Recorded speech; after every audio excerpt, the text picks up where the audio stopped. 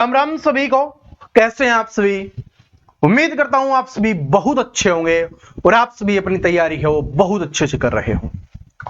दोस्तों, अब जो समय है ना, इसका जितना आप सदुपयोग करोगे उतना आपके लिए फायदेमंद रहने वाला है, क्योंकि दोबारा मौका आपको नहीं मिलेगा। इस बात को याद रखना, आप दोबारा मौका नहीं आएगा और पता नहीं कितने साल बाद आपको देखने के लिए मिलेगा। और जब तक हो सकता है कि आपके सामने ऐसी कंडीशंस हो कि आप तैयारी भी ना कर पाओ। और सबसे बड़ी चीज होगी, जब तक आप उसको सरवाइव कैसे कर पाओगे। आपके जो साथी हैं वो उनकी जॉब लग जाएगी तो फिर घर वालों के जो ताने होंगे, घर वाले जो परेशान करेंगे, आप मेंटल स्ट्रेस आपके ऊपर आने वाला है। इसके अलावा जो समाज का प्रेशर होता है कि भाई अब एज हो गई, अब कुछ कर लो, ठीक है जी, और वैसे भी आपको लगता है कि भाई अब कुछ करना चाहिए, तो बहुत सारी चीजें आ जाएंगी आपके सामने। तो थोड़ा सा समय निकालकर अब पढ़ना अच्छे से स्टार्ट कर दीजिए। जितना आप पढ़ रहे हो अब उसको दुगना कर दीजिए, क्योंकि लगता है कि पेपर बाद में होगा, कभी भी हो, चाहे अगस्त में हो, अक्टूबर में हो, जनवरी में हो, कभी भी आपका एग्जाम हो, आपकी तैयारी नहीं होगी तो आपका सिलेक्शन नहीं होगा। ठीक है जी। और आप सभी को पता है कि हरियाणा जी के आपके 25 नंबर के आने वाली है, 25 क्वेश्चंस हैं वो यहां से आपके एग्जाम्स में आने वाले हैं। तो आने वाली 30 क्लासेज में मैं आपको हरियाणा जीके का शानदार रिवीजन करवाने वाला। छोटी छोटी क्लासेज होंगी लेकिन मोटी मोटी बातें हम यहां पर करने वाले हैं जो आपके एचएसएससी के लिए इंपॉर्टेंट है। सारे क्वेश्चंस का आपका क्या हो रहा होगा, रिवीजन हो रहा होगा। आपने पूरी हरियाणा जीके पढ़ रखी है, आपने सीटी ग्रुप सी वाला एग्जाम्स दिया था, ठीक है जी, तो आपने पढ़ रखी है, नोट से भी आपने पढ़ ली है और भी बुक से आप पढ़ रहे हो, हर जगह आप हरियाणा जीके पढ़ते हो। लेकिन कुछ शानदार क्वेश्चंस जो बार बार आपके एग्जाम्स में आ रहे होते हैं, वो सारे के सारे क्वेश्चंस मैं इन 30 क्लासेज में आपको करवाने वाला हूं, ठीक है जी, ताकि आप हरियाणा जीके में भी पीछे ना रहो। ना हमें इंडिया जीके में पीछे रहना है, ना हमें हरियाणा जीके में पीछे रहना है, ना मैथ में पीछे रहना है, ना रीजनिंग में पीछे रहना है, ना हिंदी में पीछे रहना है, ना साइंस में, किसी भी सब्जेक्ट में हमें पीछे नहीं रहना, क्योंकि अगर पीछे रह गए तो सिलेक्शन नहीं होगा, सिलेक्शन हमसे दूर चला जाएगा। हमें सिलेक्शन को अपने पास रखना है। ओके जी, काफी मोटिवेशन, काफी एनर्जी आपको मिल गई है, तो अब क्लास को शानदार स्टार्ट करते हैं। पहला क्वेश्चन आपकी स्क्रीन पर आ चुका है। क्वेश्चन क्या है कि हरियाणा शब्द का प्राचीन काल संदर्भ में पाया जाता है। तो हरियाणा शब्द है वो सबसे प्राचीन काल कौन से संदर्भ में पाया जाता है, ये अपने को बताना है, ठीक है जी। तो भाई जो चाहमान अभिलेख थे, चाहमान अभिलेख उनमें पाया जाता है, चाहमान अभिलेख में, ठीक है जी, चाहमान अभिलेख में है, वो हरियाणा शब्द का प्राचीनतम संदर्भ माना जाता है।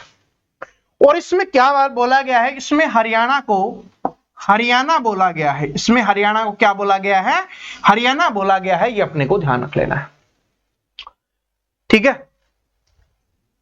तो ये अपने लिए इंपॉर्टेंट हो जाएगा। आगे बढ़ते हैं। दूसरा क्वेश्चन देखिए क्या है कि महाभारत में हरियाणा को बहुधन कहा गया है। बहुधन का क्या अर्थ होता है, ठीक है जी, जो महाभारत है उसमें हरियाणा को क्या कहा गया है, बहुधन। और इसी बहुधन को क्या बोलते हैं, बहुधान्यक भी बोल दिया जाता है, बहुधान्यक, ठीक है जी, इसी को बहुधान्यक भी बोल देते हैं, बहुधन या बहुधान्यक। इसका मतलब क्या होता है, बहुधान्यक का मतलब होता है जहां पर अत्यधिक अनाज पैदा होता है। महाभारत काल में हमारे हरियाणा में क्या होता था, अत्यधिक अनाज पैदा होता था। और आज के समय में भी अनाज उत्पादन में हमारे हरियाणा किसी से पीछे नहीं है।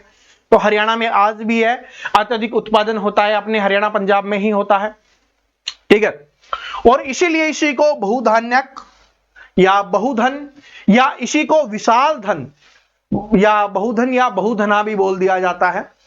तो किस वजह से, अत्यधिक समृद्ध भूमि के कारण, क्योंकि जो हमारी भूमि है, जो मिट्टी है, ये अत्यधिक समृद्ध है, यहाँ की उपजाऊ मिट्टी है हमारी, यहाँ पर अच्छा अनाज होता है और पानी भी हमारे पास अच्छा है, तो इसलिए अत्यधिक समृद्ध भूमि हो जाएगी, जिसके कारण महाभारत में हरियाणा को क्या कहा जाता है, बहुधन कहा जाता है। लेकिन एक क्वेश्चन और पूछा जाता है कि प्राणनाथ चोपड़ा जी के अनुसार क्या बोला जाता है। तो जो प्राणनाथ चोपड़ा जी हैं उनके अनुसार क्या हुआ है, किस प्रकार से हमारा हरियाणा बना है, उसके बारे में बात करते हैं, जो आपसे एग्जाम्स में पूछता है। परानाथ चोपड़ा जी के अनुसार हमारे हरियाणा का नाम इस प्रकार से बना। पहले अभिरायणा था, अभिरायणा से हुआ अहिरायणा, अहिरायणा से हुआ हरियाणा, फिर क्या हो गया हरियाणा। इस प्रकार से ये बना है। ठीक है जी, तो ये अपने को ध्यान रख लेना है। आगे बढ़ते हैं। कुरुक्षेत्र का नाम हरिक्षेत्र किस ग्रंथ में है? कुरुक्षेत्र का नाम है वो हरिक्षेत्र किस ग्रंथ में है? हरिक्षेत्र है वो कौन से ग्रंथ में है, ये अपने को बताना है। और इसी को हरिक्षेत्र के साथ साथ धर्म क्षेत्र भी कहा जाता है। हरिक्षेत्र मतलब भगवान का क्षेत्र, हरि भगवान का क्षेत्र। धर्म क्षेत्र मतलब धर्म का क्षेत्र। तो जो हमारा कुरुक्षेत्र है उसको ये किसमें बोला गया है, ये अपने को बताना है। तो जो स्कंद पुराण है उसमें ये बात बोली गई है। स्कंद पुराण में हरियाणा को, कुरुक्षेत्र को सॉरी, हरिक्षेत्र यानी कि भगवान का क्षेत्र या धर्म क्षेत्र, धर्म का क्षेत्र बोला जाता है। ठीक है जी। टोहना का नाम तोसाल्य था। ठीक है जी, जो टोहना है उसका नाम तोसाल्य था। इस बात की जानकारी हमें निम्नलिखित में से किस पुस्तक से मिलती है, ये अपने को बताना है। ये इंपॉर्टेंट क्वेश्चन है क्योंकि ये जो पुस्तक है ये बहुत बार आपके एग्जाम्स में पूछी जा चुकी है। इस बार क्वेश्चंस की टाइप बदल दी गई है, लेकिन मेनली क्या है, आपसे ये पुस्तक पूछता है। और जो ये पुस्तक लिखी गई है वो किसके द्वारा लिखी गई है? ये महर्षि पाणिनि जी के द्वारा लिखी गई है। महर्षि पाणिनि के द्वारा लिखी गई है। ये एग्जाम्स में डायरेक्ट क्वेश्चंस पूछता है। महर्षि पाणिनि जी के द्वारा है ये पुस्तक लिखी गई है। तो ये कौन सी पुस्तक हो जाएगी? तो ये पुस्तक हो जाएगी भाई अष्टध्यायी। अष्टध्यायी जो पुस्तक है उसमें टोहना का नाम क्या है? तोसाल्य है। तो अष्टध्यायी पुस्तक किसके द्वारा लिखी गई है? महर्षि पाणिनि जी के द्वारा। इसमें 8 अध्याय है, 8 अध्याय है और ये संस्कृत भाषा में लिखी गई है। कितने अध्याय हैं इसमें? 8 अध्याय हैं। तो 8 अध्याय होने के कारण ही इसको अष्टध्यायी बोला जाता है। ठीक है जी, ये अपने को ध्यान रख लेना है। और जो टोहना है, यहां से एक क्वेश्चन और बनता है कि टोहना को किस नाम से जाना जाता है? तो इसको नहरों के नगर के नाम से जाना जाता है। नहरों के नगर, नहरों के नगर के नाम से किसे जाना जाता है भाई? जो टोहना है उसको नहरों के नगर के नाम से जाना जाता है। ये बात अपने को ध्यान रख लेनी है। ठीक है, तो अष्टध्यायी बहुत बार आपके एग्जाम्स में आई हुई है, पाणिनि जी की पुस्तक है। इसके अलावा टोहना और चीज के लिए प्रसिद्ध है। प्राचीन काल में क्या था? प्राचीन काल में 38 युद्ध या 38 आक्रमण हुए थे, जिसकी वजह से इसको जाना जाता है। 38 युद्ध या 38 आक्रमण के कारण है इसको जाना जाता है। यहां से इतने क्वेश्चन आपसे पूछ रहा होता है। अगले क्वेश्चन के ऊपर चलते हैं कि महाभारत काल में गाय व घोड़ों का सबसे ज्यादा संख्या वाला क्षेत्र कौन सा है? इंपॉर्टेंट क्वेश्चन है, क्वेश्चन स्टूडेंट के द्वारा गलत कर दिया जाता है। महाभारत काल में गाय व घोड़ों का सबसे ज्यादा संख्या वाला क्षेत्र, यानी कि क्वेश्चंस के कहने का मतलब है कि जो महाभारत काल था उसमें सबसे ज्यादा गाय और घोड़े कहां पर थे, ये अपने को बताना है। गाय और घोड़े बताइए, गाय और घोड़े हैं वो कहां पर स्थित हो जाएंगे महाभारत काल में सबसे ज्यादा? बताइए कहां पर हो जाएंगे? तो ये हो जाएंगे भाई रोहतक में। कहां पर हो जाएंगे? रोहतक में।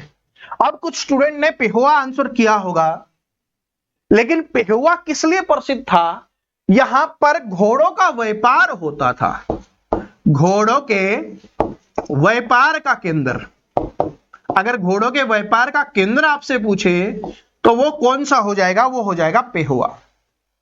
लेकिन महाभारत काल में गाय और घोड़ों का सबसे ज्यादा संख्या वाला क्षेत्र पूछे तो वो कौन सा हो जाएगा? रोहतक हो जाएगा।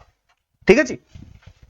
और जो ये रोहतक के बारे में ये बात बताई गई है, किसमें बताई गई है? तो जो नकुल दिग्विजय है, नकुल दिग्विजय, उसमें ये बताया गया है। दिग्विजयी है, दिग्विजयम है जो है, उसमें ये बात बताई गई है भाई। ठीक है जी। जब नकुल जी हैं वो इधर से आ रहे थे तो यहाँ के लोगों से उनको लड़ना पड़ा था, रोहतक के लोगों से, और नकुल जी की विजयी हुई थी। जो रोहतक के लोग थे कौन से भगवान की पूजा करते हैं ये भी पूछा जाता है। तो भगवान कार्तिकेय की पूजा की जाती थी, कार्तिकेय। ठीक है जी, भगवान कार्तिकेय आप जानते होंगे, गणेश जी के भाई जो थे, ठीक है जी, उनके भाई जो कार्तिकेय थे उनकी पूजा है यहां पर की जाती थी। ओके, तो ये अपने को ध्यान रख लेना है। और किसमें ये चीज बताई गई है? नकुल दिग्विजय में ये बात बोली गई है। निम्नलिखित में से किस बौद्ध धर्म ग्रंथ से पता चलता है कि गुरुग्राम का धनकोट गांव कुरुक्षेत्र का समकालीन रहा है? तो हमें यह बताना है कौन से बौद्ध धर्म के ग्रंथ से हमें यह पता चलता है कि जो गुरुग्राम का जो धनकोट गांव है वो कुरुक्षेत्र का समकालीन था। ये अपने को बताना है। बताइए क्या हो जाएगा? देखो मैं आपको एक बात बताता हूं, हमारे हरियाणा में जो बौद्ध धर्म से संबंधित दो ही चीजें हैं जो आती हैं। एक तो है दिव्यावदान हो जाएगा, ठीक है जी, और दूसरा हो जाएगा मंजिम निकाय हो जाएगा। दूसरा क्या हो जाएगा? मंजिम निकाय। ये जो दो बौद्ध ग्रंथ हैं वो हमारे हरियाणा में चर्चित है, ठीक है जी।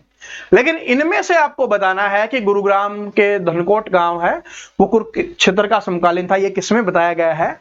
तो ये बताया गया है मंजिम निकाय में। किसमें बताया गया है भाई? ये बात मंजिम निकाय में बताया गया है। और यहां पर क्या हुआ था? मंजिम निकाय में क्या हुआ था? धनकोट गांव जो गुरुग्राम का है, इसमें क्या हुआ था? बौद्ध धर्म के जो शिष्य थे जिनका नाम था, क्या नाम था? रथापत। ठीक है जी, रथापत है, उनको यहां पर शिक्षा दी गई थी। तो ये अपने को ध्यान रख लेना है, रथापत है, उनको शिक्षा दी गई थी। और जो बौद्ध धर्म के जो दो मुख्य केंद्र रहे हैं, दो मुख्य केंद्र बौद्ध धर्म के, जो हमसे पूछता है बौद्ध धर्म के दो मुख्य केंद्र, ठीक है, तो एक तो रहा है रोहतक और दूसरा रहा है रोहतक व अग्रोहा। ये दो मुख्य केंद्र रहे हैं, रोहतक व अग्रोहा है, ये दो मुख्य केंद्र रहे हैं, ठीक है। और बौद्ध धर्म के भी दो ही अपने पास, एक तो मंजिम निकाय है, दूसरा दिव्यावदान है। और बौद्ध धर्म किससे संबंधित है? गौतम बुद्ध जी से संबंधित है। इंडिया जीके में मैं आपको ये पढ़ा चुका, ठीक है जी। और यहां से एक क्वेश्चन से और बन जाता है, ठीक है, वो तो हम इंडिया जीके में पढ़ चुके हैं, अब इतना ज्यादा पढ़ने की आवश्यकता नहीं है। बौद्ध धर्म के बारे में हमने पढ़ लिया है इंडिया जीके में, ठीक है। अभी जो इतिहास की पिछली क्लास हुई थी उसमें अच्छे से हमने पढ़ा है। जो पढ़ रहे होंगे स्टूडेंट उनको ये बात पता होगी। अगला क्वेश्चन देखिए क्या है कि हरियाणा का प्राचीन महाकाव्य कौन सा है? हरियाणा का प्राचीन महाकाव्य कौन सा है? तो यहां पर देखिए हरियाणा का प्राचीन महाकाव्य कौन सा हो जाएगा? तो श्रीमद् भगवत गीता है, श्रीमद् भगवत गीता है, वो इसका आंसर हो जाएगा क्योंकि हरियाणा में यही था। तो हरियाणा का प्राचीन महाकाव्य क्या हो जाएगा? श्रीमद् भगवत गीता। अगर ये ऑप्शंस में ना दे तो महाभारत ऑप्शन में आपको देगा। क्या देगा भाई? महाभारत आपको ऑप्शंस में देखने के लिए मिलेगी, ठीक है। श्रीमद् भगवत गीता या महाभारत, क्योंकि जो श्रीमद् भगवत गीता है वो श्री कृष्ण जी ने अर्जुन को सुनाई थी। अर्जुन को जो गीता का उपदेश दिया था, पांडव पुत्र था, आप सभी को पता होगा 5 पांडवों में से एक था, तो पांडव पुत्र अर्जुन को यह बात सुनाई गई थी। श्रीमद् भगवत गीता कृष्ण जी के द्वारा है वो सुनाई गई थी, क्योंकि उन्होंने मना कर दिया था कि मैं अपनों के साथ कैसे लड़ाई करूं। तब उन्होंने बताया था, धर्म और अधर्म का ज्ञान उनको करवाया था। तो श्रीमद् भगवत गीता। और अगर ये ऑप्शंस में नहीं है तो महाभारत हो जाएगा, ठीक है जी। तो क्या हो जाएगा? महाभारत। महाभारत की रचना किसके द्वारा की गई? ये भी क्वेश्चन आया हुआ है। तो वेद व्यास जी के द्वारा है वो महाभारत की रचना की गई थी, वेद व्यास जी के द्वारा। ये अपने को ध्यान रख लेना है। लेकिन हो सकता है कि थोड़ा सा एडवांस जाकर आपसे पूछ सकता है कि जो श्रीमद् भगवत गीता है, जिस समय वो अर्जुन जी को सुना रहे थे कृष्ण जी, उस समय और किस किसने सुनी थी? तो ये अपने को बताना है। तो सबसे पहले व्यक्ति थे जिन्होंने ये सुनी थी, सबसे पहले मतलब सभी ने एक साथ ही सुनी थी। तो संजय था, उसने सुनी थी। संजय आप सभी को पता होगा, जो धृतराष्ट्र के पास था और उसको धृतराष्ट्र को सारी बातें सुना रहा था, जो कौरवों का पिता था धृतराष्ट्र। तो संजय के साथ साथ किसने सुनी थी? धृतराष्ट्र ने सुनी होगी, क्योंकि संजय सब कुछ देख पा रहा था, उसके पास ये शक्ति थी कि वहां पर जो भी हो रहा था महाभारत में वो देख पा रहा था और वो सारी की सारी घटनाएं हैं और धृतराष्ट्र को बता रहा था। तो संजय ने सुनी, धृतराष्ट्र ने सुनी, ठीक है, अर्जुन ने तो सुनी थी। इसके साथ साथ अर्जुन के रथ के ऊपर कौन सवार थे? हनुमान जी। तो हनुमान जी ने सुनी थी भाई। इसके अलावा वहां पर एक और व्यक्ति थे जिन्होंने सुनी थी, भीम के पोते घटोत्कच के बेटे बर्बरीक ने, ठीक है जी, बर्बरीक ने सुनी थी, क्योंकि बर्बरीक को आपको पता है कि पूरा महाभारत देखने के लिए एक जगह पे बैठा दिया गया था, एक स्थान पे बैठा दिया गया था, आपको पता होगा पूरी घटना। बर्बरीक जिसको हम अभी खाटू श्याम जी के नाम से जानते हैं, है ना, श्याम बाबा के नाम से जिनको जाना जाता है, श्याम बाबा के नाम से जाना जाता है, तो बर्बरीक है, इन्होंने सुनी थी, क्योंकि इन्होंने पूरी महाभारत देखी थी, इनको सबसे ऊंची चोटी पर बिठा दिया गया था कि आप आराम से पूरी महाभारत देखिए। तो ये आपके एग्जाम्स में आ सकता है अगर थोड़ा सा एडवांस जाता है, क्योंकि कभी कभी एचएसएससी है ना महाभारत से संबंधित बहुत सारे क्वेश्चंस पूछ लेता है और कभी कभी पूछता ही नहीं है, तो पूछेगा तो ये सारी चीजें आपसे पूछ सकता है। आगे देखिए क्या है,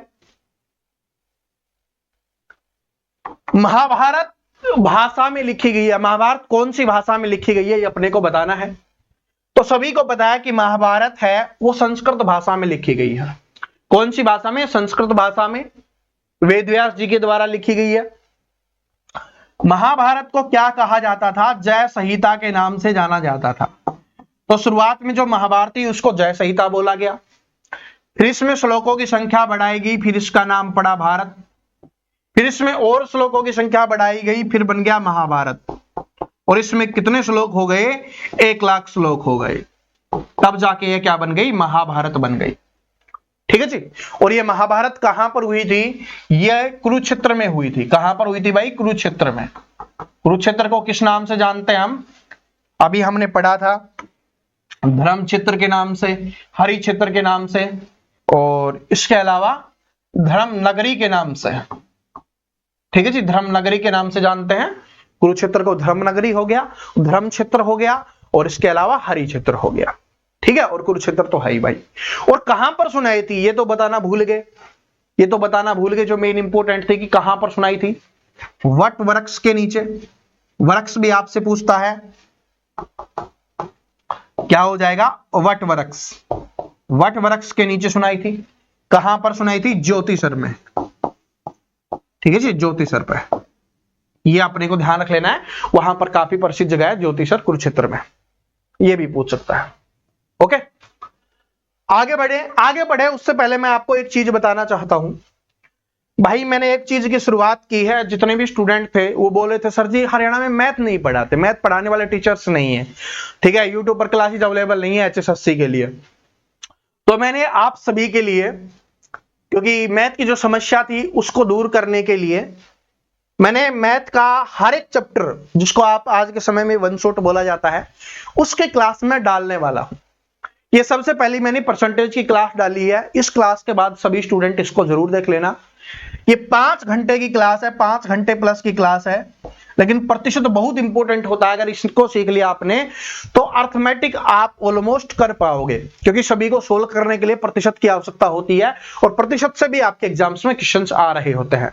सारी की सारी जितनी क्लासेज आएंगी बिल्कुल बेसिक से एग्जाम लेवल तक ये आपकी रहने वाली है।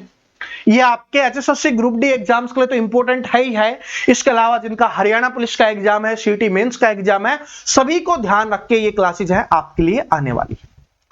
वीक में 2 बार आएंगी अभी, क्योंकि बड़ी बड़ी क्लास है तो 2 दिन में इनको कंप्लीट कर सकते हो। 2 दिन में कंप्लीट कीजिए, 1 दिन में प्रैक्टिस कीजिए। तो ये आपको हर रविवार को, यानी कि हर संडे को मिलने वाली है, हर रविवार को, और इसके अलावा हर बृहस्पतिवार को, ठीक है जी, रविवार प्लस में बृहस्पतिवार को ये आपको मिलने वाली है। और इनकी प्रैक्टिस के लिए जो पीडीएफ है वो अपने टेलीग्राम पे मिलेगी। बोलते हैं ना सर जी हमारे पास बुक्स नहीं है, कोई दिक्कत नहीं है, टाइप वाइज इसमें पढ़ाया है, टाइप वाइज की ही आपको पीडीएफ मिलेंगी, जिनसे आप क्या कर सकते हो, प्रैक्टिस कर सकते हो बड़ी शानदार तरीके से। तो इस क्लास के बाद इसको जरूर देखना, ठीक है, और अपने सभी दोस्तों के साथ शेयर करना जिनका मैथ कमजोर है। ठीक है जी, जो पेड कोर्स था वो मैंने सभी स्टूडेंट के लिए बिल्कुल फ्री कर दिया है। ठीक है, चलिए। चीनी यात्री हेन स्वांग द्वारा लिखी गई पुस्तक में हरियाणा के किस शहर के वैभव और शक्ति पर चर्चा की गई है? इसका आंसर चीनी यात्री था हेन स्वांग, उसके द्वारा लिखी गई पुस्तक हरियाणा के किस शहर के वैभव और शक्ति पर चर्चा की गई है, अपने को बताना है। तो उसने भाई कुरुक्षेत्र के ऊपर चर्चा की है, जिसको उस समय थानेसर के नाम से जाना जाता था, थानेसर के नाम से जाना जाता था, या थानेसर को थानेश्वर भी बोल दिया जाता है। ठीक है जी, तो ये अपने को ध्यान रख लेना है, उसके बारे में चर्चा की गई थी। ठीक है, ये चीन के चोंगान गांव से पैदल ही हमारे भारत में आ गया था। ठीक है, चलिए। बाकी इसके बारे में बहुत पढ़ा चुका हूं, ज्यादा पढ़ाने की आवश्यकता नहीं है अब दोबारा, क्योंकि जो चीज हमने अभी हाल ही में किया दोबारा पढ़ा के टाइम वेस्ट करने से कोई फायदा नहीं है। किस ग्रंथ में हरियाणा में थानेसर और कुरुक्षेत्र में बहने वाली नदियों का वर्णन किया गया है? अब आपको बताना है कौन सा ग्रंथ है जिसमें थानेसर और कुरुक्षेत्र में बहने वाली नदियों के बारे में वर्णन किया गया है या विवरण किया गया है, ये अपने को बताना है। और इसके साथ साथ उसमें 7 वनों के बारे में बताया गया है, 7 वन और 9 नदियों के बारे में वर्णन किया गया है, 7 वन और 9 नदियों के बारे में वर्णन किया गया है। अब तो बता दीजिए, इतना हिंट आपको दे दिया है उस ग्रंथ में ही, तो उसको क्या बोला जाता है? उस ग्रंथ का नाम क्या हो जाएगा? वामन पुराण हो जाएगा, वामन पुराण में। हरियाणा का इतिहास किसने लिखा था? हरियाणा का इतिहास है वो किसके द्वारा लिखा गया है? स्टार्टिंग से लेकर एंड तक जितनी भी चीजें हुई हैं हरियाणा के इतिहास के बारे में इन्होंने लिखा है, इसलिए इनको हरियाणा साहित्य पुरस्कार भी दिया गया है। कब दिया गया है? 1976 में। ठीक है जी, 1976 में इनको हरियाणा साहित्य पुरस्कार दिया गया है, हरियाणा साहित्य पुरस्कार। अब उनका नाम आप सभी के जबान पे आ गया होगा, आप सभी का आंसर आ गया होगा, और उनका नाम हो जाएगा पंडित श्रीराम शर्मा जी। ठीक है जी, पंडित श्रीराम शर्मा जी है, ये जो स्वतंत्रता सेनानी भी रहे हैं और इतिहासकार भी रहे हैं। ठीक है जी, साहित्यकार इतिहासकार रहे हैं।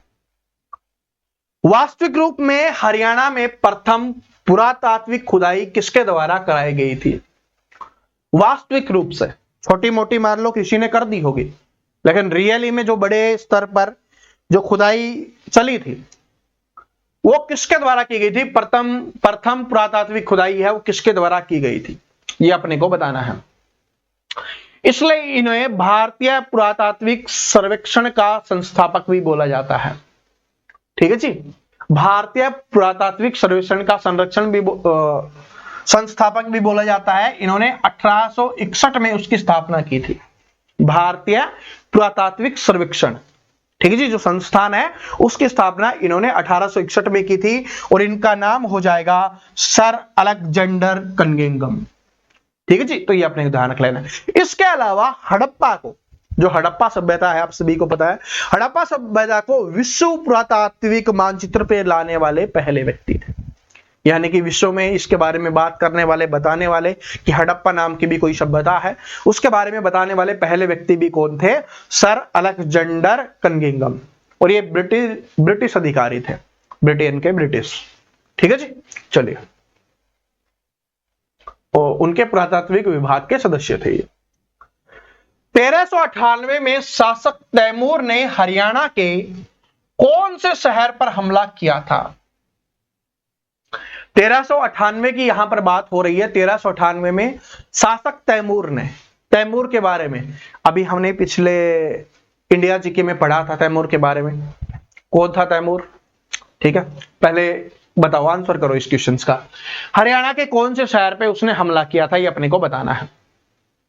ठीक है जी, तो ये कहां से आया था? अफगानिस्तान के समरकंद से ही आया था, अफगानिस्तान के समरकंद से आया था। अफगानिस्तान में काबुल है, वहां से ये आया था। ठीक है जी, फिर इसने क्या किया? हरियाणा में, अपने हरियाणा में हिसार हो गया, फतेहाबाद हो गया, ठीक है, टोहना हो गया, सिरसा हो गया, कैथल हो गया, असंध से होते हुए ये हमारे हरियाणा के पानीपत में आया, और पानीपत से फिर ये दिल्ली चला गया। तो इसने हिसार, फतेहाबाद, सिरसा सभी में किया था भाई, हमला किया था सभी पे। अब ये तैमूर था कौन? मैंने आपको बताया था बाबर के बारे में कि हरियाणा में, सॉरी, भारत में मुगल वंश की स्थापना बाबर के द्वारा की गई थी। तो जो बाबर का पैतृक परिवार था, यानी कि पिता की तरफ से था, तो तैमूर वंश का था बाबर, बताया था ना। तो इसके फैमिली का ही सदस्य हो जाएगा, तैमूर है वो बाबर की फैमिली का सदस्य हो जाएगा। और बाबर की माता की तरफ से कौन से था, कौन से वंश का था? चंगेज। लिखा हुआ है? नहीं लिखा हुआ। तो चंगेज खान है, उनकी तरफ से है भाई, ठीक है। माता की तरफ से चंगेज खान वंश के थे और तैमूर वंश का था पिता की तरफ से। तो ये इंपॉर्टेंट है। चलिए, निम्नलिखित में से किस प्रसिद्ध व्यक्ति के माध्यम, प्रसिद्ध पुस्तक के माध्यम से हरियाणा के इतिहास के बारे में हमें जानकारी मिलती है? कौन सी पुस्तक है हरियाणा के इतिहास के बारे में हमें जानकारी मिलती है जिससे? ठीक है जी, बताइए कौन सी पुस्तक हो जाएगी?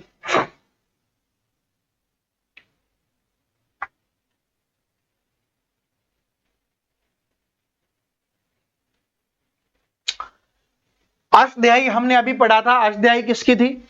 महर्षि जी के बारे में, महर्षि पाणिनि जी की हो जाएगी। तो महर्षि पाणिनि के द्वारा लिखी गई पुस्तक का नाम क्या था? अष्टध्यायी था। हर चरित्र भी है, ये भी आपके एग्जाम्स में बहुत बार आ चुकी है कि हर चरित्र है वो किसके द्वारा लिखी गई है? तो हर चरित्र लिखी गई है भाई बाण भट्ट के द्वारा। किसके द्वारा लिखी गई है? हर चरित्र है वो बाण भट्ट के द्वारा लिखी गई है। अब जब अष्टध्यायी आपने पढ़ ली, हर चरित्र आपने पढ़ ली, तो राजतरंगिणी भी आपको पढ़नी पड़ेगी। तो राजतरंगिणी है वो किसके द्वारा लिखी गई थी? ये कल्हण के द्वारा लिखी गई थी। तो अब इस क्वेश्चन का आंसर है, आप सभी कमेंट करके बता दीजिए। मैंने सारी बातें आपको समझा दी है, तो इसका आंसर है आप सभी कमेंट करके बताना। ठीक है जी। जो बोलते हैं ना सर जी हम के लिए होमवर्क क्वेश्चन, बिल्कुल आसान क्वेश्चन है ये, सबसे आसान होमवर्क क्वेश्चन है आप सभी के लिए। 4500 वर्ष पुरानी सभ्यता का प्रमाण किस हड़प्पा कालीन स्थल से प्राप्त हुआ है? 4500 वर्ष पुरानी सभ्यता का प्रमाण है वो कौन से हड़प्पा कालीन स्थल से हमें प्राप्त हुआ है? तो यह प्राप्त हुआ है भाई राखीगढ़ी, और राखीगढ़ी कहां पर है? हिसार में है। ठीक है जी, राखीगढ़ी है वो हिसार में हो जाएगा। तो 4000 वर्ष पुरानी जो सभ्यता का प्रमाण है, तो ये कहां से मिला है? राखीगढ़ी से मिला है। ठीक है जी, ये अपने को ध्यान रख लेना है। इसके अलावा अगर हम यहां पर बात करें तो यहां से 3 क्वेश्चन और पूछा जाता है कि राखीगढ़ी है वो कौन सी नदी के किनारे स्थित हो जाएगी? तो जो घग्गर हकरा नदी हो जाएगी, उस नदी के किनारे क्या हो जाएगी? ये स्थित हो जाएगी। 3 व्यक्तियों के बारे में यहां से पूछता है। एक तो है अमरेंद्र नाथ दत्त। अमरेंद्र नाथ दत्त, अगर जिसने सच में यहां की खुदाई की, यहां का मतलब जो खोदने का जो सफलतापूर्वक खुदाई का जो श्रेय दिया जाता है वो अमरेंद्र नाथ दत्त को दिया जाता है। पहले व्यक्ति याद कर लेना, अमरेंद्र नाथ दत्त, जिनको खुदाई का जो श्रेय दिया जाता है कि भाई जिन्होंने सफलतम खुदाई की थी। ठीक है। दूसरा है डॉक्टर सूरजभान जी हैं, जिन्होंने सर्वप्रथम इस स्थल की खोज की थी। ठीक है जी, यानी कि राखीगढ़ी की खोज किसके द्वारा की गई थी? डॉक्टर सूरजभान के द्वारा है की गई थी। ये आपसे पूछा जाता है। तो सबसे पहले जो इस स्थल के बारे में, तो इन्होंने स्थल के बारे में थोड़ा सा देखा कि भाई यहां पर कोई सभ्यता है, इनको ये चीज दिखी, तो सबसे पहले। फिर जो खुदाई हुई अच्छे से जो काम हुआ वो किसने किया? अमरेंद्र नाथ दत्त ने किया। इसके अलावा एक इतिहासकार और थे जिन्होंने यहां पर खुदाई की थी, जिनका नाम था वसंत सिंधे। ठीक है जी, वसंत सिंधे है, उन्होंने भी यहां पर खुदाई की थी। तो यहां की खुदाई पे जो इंपोर्टेंट मिला है वो क्या था, जो आपके एग्जाम्स में पूछता है, तो वो हो जाएगा मर्दभांड। ठीक है, वह कंकाल, मर्दभांड वह कंकाल है वो यहां से मिला था आपको। ठीक है। चौपड़ की बिसात के नमूने की सड़कें हरियाणा की किस हड़प्पा कालीन सभ्यता से संबंधित स्थल से खुदाई के दौरान मिला है? चौपड़ की बिसात, जो चौपड़ की बिसात के नमूने हैं ये कहां से मिले हैं? तो ये मिले हैं भाई मिथाथल भिवानी से। कहां से मिले हैं? मिथाथल भिवानी से मिले हैं, मिथाथल भिवानी से। ठीक है जी। इसके अलावा जो गुप्त काल के सिक्के हैं 1915-16 के, वो भी यहां से प्राप्त हुए हैं। ठीक है, मिथाथल भिवानी हो जाएगा चौपड़ की बिसात। आगे देखिए अगला क्वेश्चन क्या है, यह एचएसएससी में काफी बार पूछा जा चुका क्वेश्चन है, इंपॉर्टेंट क्वेश्चन है। ठीक है, इंपॉर्टेंट क्वेश्चन है, पूछा गया है कि यक्ष यक्षिणों की मूर्ति निम्नलिखित में से किस स्थान से प्राप्त नहीं हुई है? मैंने बोला ना कि लास्ट वाला लाइन है, अच्छे से पढ़ना। अगर आप देखोगे कि कहां से हुई आप तुरंत आंसर कर दोगे, लेकिन कहां से प्राप्त नहीं हुई है ये अपने को बताना है। कहां से प्राप्त नहीं हुई है भाई? भादसा से प्राप्त हुई है। ये कहां पर है? ये मेवात में स्थित है। भादसा कहां पर स्थित हो जाएगा? मेवात में हो जाएगा। हथीन है, ये कहां पर स्थित है? ये है पलवल में। यहां से भी प्राप्त हुई है, पलवल से भी। तो ये नीचे दिया हुआ इस पलवल से प्राप्त हुई है। जब इन तीनों से प्राप्त हुई है तो किससे नहीं प्राप्त होगी? करनाल से। ठीक है जी। तो जो यक्ष यक्षिणी की मूर्तियां हैं वो क्या है? भादस मेवात हो जाएगा, हथीन पलवल हो जाएगा, और इसके अलावा फरीदाबाद से भी प्राप्त हुई है। ठीक है जी। और हरियाणा से प्राप्त सबसे प्राचीन मूर्तियों में से ये है भाई, सबसे प्राचीन मूर्तियां हैं जो हरियाणा से प्राप्त हुई है यक्ष यक्षिणी की। और इसके अलावा ये भी पूछा जाता है कि किस रंग की मूर्तियां हैं, तो ये हो जाएंगी लाल रंग की मूर्तियां। किस रंग की मूर्तियां हो जाएंगी? ये लाल रंग की मूर्तियां हो जाएंगी। ये आपसे एग्जाम्स में पूछता है। अब करंट अफेयर, क्योंकि करंट अफेयर है, मैं छोटा छोटा बताता रहता हूं हर क्लास में आपको। तो सबसे पहले आप याद कर लीजिए, ये वाला क्वेश्चन आपके लिए इंपॉर्टेंट बन जाता है। यह 18 जुलाई को हुआ है। 17 जुलाई वाला करंट अफेयर हमने पढ़ लिया था, जो आपके एग्जाम्स के लिए इंपॉर्टेंट था। एक तो महर्षि चैतन्य ऋषि मेडिकल कॉलेज है, वो कोरियावास नारनौल महेंद्रगढ़ में उसकी स्थापना की गई थी। दूसरा है उसी दिन हाइड्रोजन ट्रेन है, वो जिन से सोनीपत तक चलाई गई थी। ये अपने लिए इंपॉर्टेंट था। ठीक है जी, 17 जुलाई का। अब 18 जुलाई वाला पढ़ लीजिए। 18 जुलाई 2026 ये इंपॉर्टेंट है। ठीक है जी, ये इंडिया जीके का करंट अफेयर हो जाएगा। कल क्या हुआ? विक्रम-1 भारत का पहला निजी तौर पर विकसित कक्षीय श्रेणी का रॉकेट है, उसको लॉन्च किया गया है, जिसे हैदराबाद में स्थित अंतरिक्ष प्रौद्योगिकी स्टार्टअप जो अपना है श्रीहरिकोटा सतीश धवन अंतरिक्ष केंद्र से अपनी ऐतिहासिक प्रथम उड़ान, जिसे मिशन आगमन के नाम से जाना जाता है। तो याद रख लेना, मिशन का नाम मिशन आगमन है। ठीक है जी, नाम से जाना जाता है, सफलतापूर्वक है। वो 6 तकनीकी प्लोड को निम्न पृथ्वी कक्षा से स्थापित किया गया है। बस अपने को यह ध्यान रख लेना है 18 जुलाई 2026 को कौन सा मिशन हुआ है? मिशन आगमन हुआ है। इसमें क्या किया गया है? विक्रम-1 को लॉन्च किया गया है, और यह भारत का पहली निजी तौर पर यानी कि खुद का विकसित कक्षीय श्रेणी का रॉकेट है। यह अपने को ध्यान रख लेना है। ठीक है जी।